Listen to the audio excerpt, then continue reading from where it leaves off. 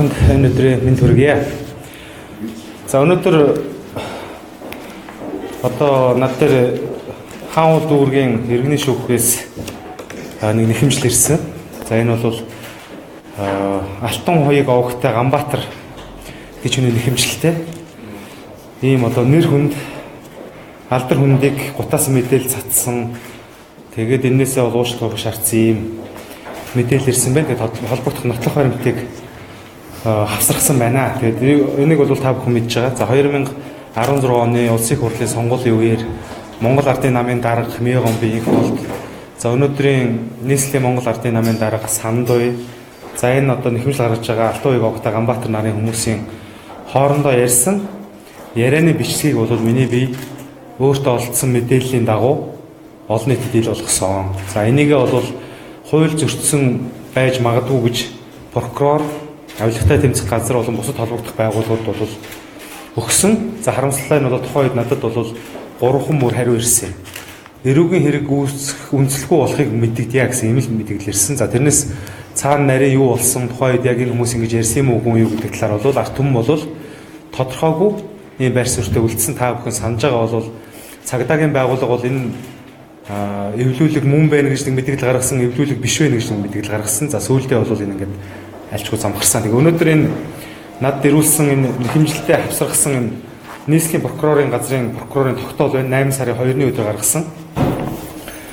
За энийг нь бол над илүү дэлгэрэнгүй мэдээлэл олджээ. Тэгээд хэвлэл мэдээллийнх нь бол заавалчгүй хуваалцах хэрэгтэй байна гэж ингэж бодож байгаа. Өнөөдөр хэвлэл хүрэлцэн ирсэн хэвлэл мэдээллийн байгууллагуудаас энэ ямар үндслээр эрүүгийн хэрэг үүсгэс татгалцсан юм бэ гэдгийг бас та бүхэндээ бас хуваалцъя гэж бодсон юм аа. За та бүхэн санаж байгаа тухайн үеийн одоо PR ч гэсэн одоо энэ Ганбаатарын гаргасан одоо нэхэмжлэн ч гэсэн огт одоо өөрийнх нь дуу хоолой биш.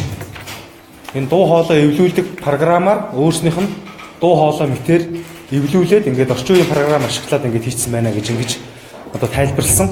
Нэхэмжил гаргахтаа ч гэсэн тэгж тайлбарлаад байна. Гэтэл бол нийслэлийн прокурорын газарт өгсөн мэдүүлэгтээ, мөрдөн байцаах газарт өгсөн мэдүүлэгтээ өөрснийх нь дуу хоолой мөн байсан. Тухайн үеийнх нь намынх нь стратегийг боловсруулж исэн нэр бүхий хүмүүс энэ бичлэгийг гар утсан дээрээ хийгээд тэгээд цааш нь дамжуулаад өөрсдөө сүрдүүлээд тухайлах юм бол Ганбаатарыг сүрдүүлж 20 сая төгрөг нэхэмжлээ. Тэрийг нь бол тэр хүнийх нь данс руу хийсэн мэтэр бүх нотлох баримтаа энэ одоо цагдаа прокурорт мэдүүлсэн байт юм байна. Энийг бол тухайн үед бол би мэдээгүй, өнөөдөр бол мэдж авлаа. Тийм учраас энэ иргэний хэрэгт одоо оролцохоос өмнө энэ бүхнийг бол бас хэвлэл мэдээллийн байгууллагаар бол бас өгөөд тэгээ дараа нь хэрвээ шүүхээс шаардлагатай магадгүй одоо уушлах гуйх хэрэгтэй гэж үзвэл гуйн үз, гуйх шаардлагагүйг гуйхгүй. Тэгтээ бол хэргийн одоо үнэн цааталт нь юу болсон бэ гэдгийг таамагт одоо хэлхэн зүйтэй гэж. Жишээ нь бол энэ дээр ингэж байгаа. Сандуу өгсөн мэдүүлэг дээр 2 жилийн өмнө намын үйл ажиллагааны стратеги төлөвлөгөөг боловсруулах албан бус баг ажиллаж байхад болсон яриаг эвдүүлсэн байгаа юм а гэж. Өөрийнхөө бичлэг гэдгийг нь бол тодорхойлж байгаа. Энэ багт миний зөвлөхөөр ажилладаг Ганбаатар ахалсан хүмүүс ажилладаг байсан. Албан ёсоор Ганбаатартай Дорж Зодоо гэж хүн ажилладаг байсан. Миний хувьд намын хорооноос үлзий гэж энэ багт орж ажиллаж байсан. Ингээд 3 хүн сонгуульд орох стратеги төлөвлөгөөг гардан боловсруулах албан бус баг болж ажиллаж байсан юм а гэж. Өөрөөр хэлбэл Монгол Ардын намаас сонгуультай бэлдсэн баг байсан гэдэг энийг өөрөө хэлж байгаа. Энэ эвлүүлэг бий бодохдоо эхлээд Дорж Зодыг хийсэн гэж бодож байтал гэтэл үүнд манай намын улс төрийн ажилтан үлзий энэ асуудалд хамтран оролцсон байх магадaltaй гэж сонссон. Өчигдөр буюу нэгд өдөр үлзий надтай уулзаад уучлах байсан гэж. Тэгэхээр өөрөөр хэлбэл Сандуу өөрийнхөө мэдүүлэг дээр юу гэж юм гэхээр намынх нь улс төрийн ажилтан үлзий гэдэг хүн энэ эвлүүлэг буюу одоо энэ бичлэгийг хийхэд оролцоод тэгээд Сандуугаас уучлах үйжээ гэж. За тэгээд дараа нь одоо чинь сонирхолтой юм. Ганбаатартай Дорж одоо 2-3 удаа муудалцаж байсан. Тэгээд Ганбаатарыг бие биедээ муулаад ярьдаг байсан. Нийслэлийн намын орны дарга Сандуу дарга бидний ажил дээр нэг удаа очсон.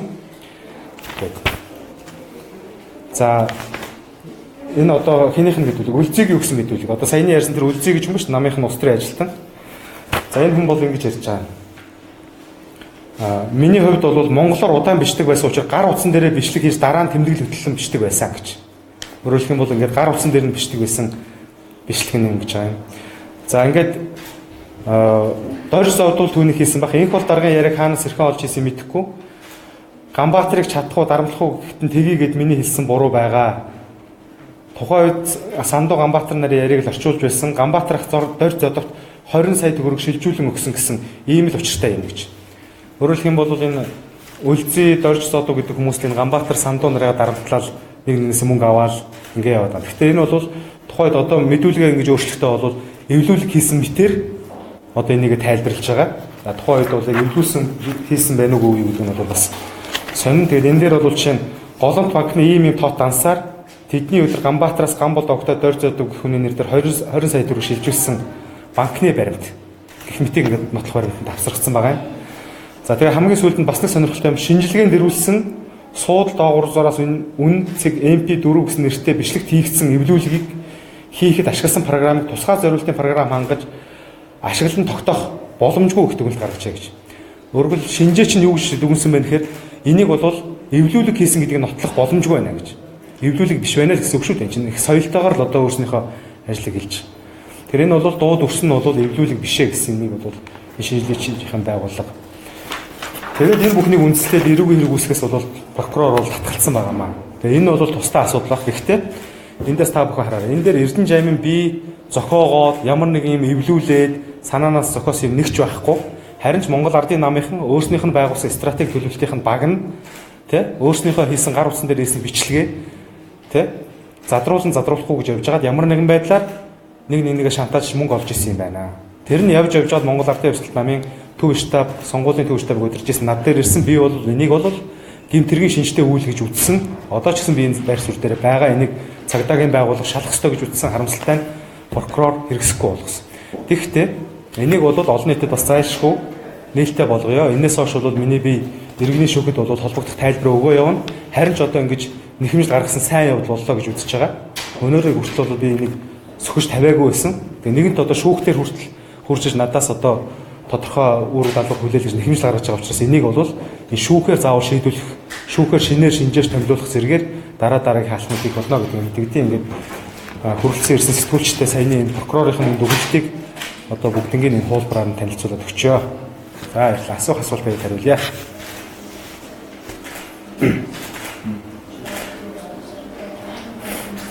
За баярлалаа. Тэгвэл асуулт авахгүй бол ингээд та бүхэндээ. За. Өсөлтөмийн бүсчээ ингээд гişүүдийг хийсэн байна. Аа. Ямар хүмүүс одоо нэгдүгээр дараа хэрэгжүүлсэн сонгуулийн боломж байгаа юм. Хууль хэсгэн байгууллагаас хуулийн боломж байхгүй ятар тооцоо хугацаа байхгүй. Дахиад өөр хүмүүсийн нэр сонирхол асуудал гэдэг. Нэг юм бол энэхээр дараах Монгол улсын ерөнхийлөгчийн болон бусад бүх сонгуул нэр дэвших бүрэн боломжтой байгаа. Жишээ нь өнгөрсөн 2016 оны сонгуулиар ялтай тооцоо хугацаанд дуусаагүй гэх хууль бус тодорхойлтыг цагдаагийн байгууллага өгсөн. Энэ хууль бус болжээ гэдгийг улсын дээд шүүхээс тогтоосон. Тэгэхээр ингээд цагдаагийн байгууллага авилгатай тэмцэх газар гэх мэтийн одоо албан тушаалтнууд бол бүхэл бүтэн нэг намын одоо даргыг сонгуульд оролцуулахгүй ажлыг зүгээр хуулиудаа л хийчихэж байгаа. Ийм л өсөлт амьдарч байгаа. Тэгэхээр хууль ёсны хувьд бол инхээр бусад бүх хүнтэй адилхан сонгуул нэр дэвших эрхтэй хүн. Ер нь яаж ч утсан Монгол улсын ерөнхийлөгчөөр ажиллаж исэн хүн, урд нь ажиллаж чадж исэн хүн одоо яагаад ажиллаж болохоо болцсон бэ гэдэг асуулт зүй ёсных баха гэж бодож байна. Монгол Ардын Хувьсгалт нам ерөнхийлөгчийн сонгуульд оролцсон, оролцохдоо өөрийнхөө нам дотроос тодорхой хууль заасан, хугацаанд нь хууль заасан шалгуурыг хангасан хүнийг нэр дэвшүүлнэ гэдэг л. Шинээр сайтын одоо юу болж байгаа. Одоо намдаа тэрийг бол мэдэхгүй байна. Нам бол байхгүй байгаа. Тийм. Тэрийг бол өөрөөс нь л асуух хэрэгтэй байна. нэгдүгээр дараагийн тэр нөгөө өсөлтөмийн байртай холбоотой нэрийг шалгаж ирсэн. Тийм бүх хэрэг нь л ерөөсөө зохиомл хэрэг. Ямар ч одоо гэмт хэргийн бүрэлдэхүүнгүй юм л одоо цагдаагийн байгууллага авилгатай тэмцэх газар дандаа л улс төрийн зорилгоор ийм ажил хийж байгаа. Ямар үед энэ хэргийг ил гаргаж тавьдгийг бүгдээрээ мэдж байгаа. Тодорхой улс төрийн сонгуул юм уу, улс төрийн шийдвэр гаргахтай холбогдуулж дандаа ийм хэрэг гаргадаг. Ингээд шантаажж байгаа. Цэвэр улс төрийн зорилгоор ийм хэрэг явж байгаа болохоос биш. Үйлдсэн гэмт хэрэг нэгшрэгч байх. Шинэ том сайд одоо үүсгэж байгаа байхгүй чөлөөлөгдсөн. Тийм. Ганбаатар нэгдүгээр дэвштэй манай намын гишүүн биш. Манай намд одоо гишүүнээр ирсэн гэсэн өргөлөө өгөөгүй байгаа. Манай намын гишүүн биш хүнийг бид нар ерөнхийлөгчийн сонгуульд нэр дэвшүүлэх тухай ойлголт байхгүй зүгээр өөрөө тараагаад байгаа юм уу, өөрийнх нь ойр дотны хүмүүс тараагаад байгаа юм уу, ямар ч байсан нэг тиймэрхүү PR явуулаад байгаа юм билээ. Энэтэй бол тиймэрхүү холбоотой манай нам дээр л аль биесээр яригдсан, уулзсан, харьцсан нэг ч хүн байхгүй гэдэг юм. сайн хүсэх зүйл хурдтай одоо өөр намтай юм чимхийч зүйл өөр баасан. Гэхдээ ер нь бол ярих хугацаа нь бол болоогүй байгаа. Гэхдээ ер нь бол Монгол Ардын Хувьсгалт нам ямар ч байдлаар сонгуульд орж болно. Мэдээж хамгийн түрүүнд бол өөрөө оролцсон, өөрөө хүний нэр дэвшүүлнэ. Магадгүй айл нэг намтай эвсэж юм хамтарч орсон ч болно. Тэр бол хуулийнхаа хувьд нээлттэй байгаа асуудал учраас эцсийн шийдвэр гаргах болоогүй. Энээр хуулиар угаасаа одоо 4-5 сард энэ шийдвэрийг гаргахаар хийсэн байдаг. Зүгээр энэ дашрамд хэлэхэд өнөөдрөөс эхлээд жишээ нь эсвэл энэ 7 хоногт ч юм уу айл нэг нам нэр дэвшигчээ тодруулаад энэ хүн гээд өргөдлөө өгөө тэрийн намынхын анхан шатны байгууллага хэлцээд магадгүй ардчилсан нам ч юм уу те. Ингүүл хууль зөрчсөн болно. Өөрснөө хуулиа тэгээ хийцэн. Тэ? Уг нь бол яг хаа Америкт шиг жилийн өмнөөс энэ нэр дэвшээ тодруулдаг уг нь улс төрийн соёл байдаг боловч хуулиараа энийг хаацсан юм аа.